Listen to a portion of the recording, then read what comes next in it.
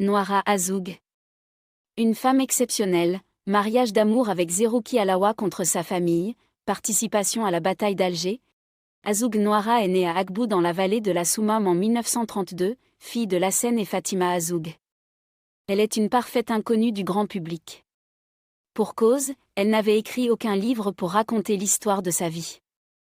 Aucun livre d'histoire ne rapporte en son sein son histoire. Noira ne chante pas, elle ne danse pas, elle n'est pas artiste. Elle n'a conduit aucune armée vers les feux doucets de la victoire. Ni la Vierge Marie, ni l'ange Gabriel ne sont apparus devant elle pour lui souffler la marche à suivre pour devenir une sainte. Dans sa vie, Noira avait une chance, celle d'aller à l'école et de décrocher son certificat d'études. À son époque, à la fin des années 40, dans les villages kabyles, les lauréats de ce fameux sésame se comptaient sur les doigts d'une seule main. Aller à l'école n'était pas seulement une aubaine mais une lumière pour les yeux. Cet épisode de sa vie va changer le cours de son destin. Issue d'une famille relativement aisée et surtout soucieuse des traditions et de tous les, qu'en dira-t-on, l'avenir ne s'annonçait pas du tout rose. Et comment ? Dans la Kabylie des années 40, le poids de l'archaïsme s'abattait sur les épaules encore frêles des filles au fur et à mesure qu'elles grandissaient. Jusqu'au jour fatidique du mariage où à ses dépens elle découvre la dure réalité de sa condition de femme, cette facette passée sous silence de la condition humaine.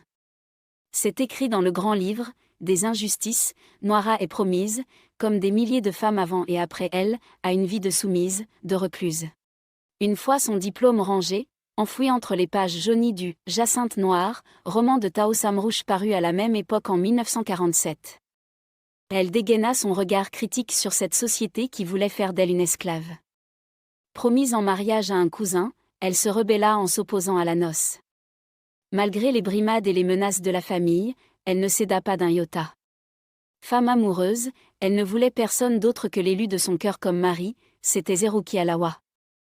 Les noces avec l'artiste sont célébrées en 1951, comme d'autres célébraient le deuil. Sans fête ni joie villageoise, le jeune couple déménage à Sidi Aïch après avoir vendu tout ce qu'elle possédait. Puis vint l'exil en France, les conditions de vie se durcissaient un peu plus davantage. Pendant qu'elle s'occupait de sa petite famille avec ses 2 enfants, elle découvre la double vie de son mari. Une vie parallèle partagée, avec la Française. 1957, elle rentre au pays et s'engagea la même année dans l'armée de libération nationale ALN. Elle participe à la bataille d'Alger et tomba en martyr en 1961.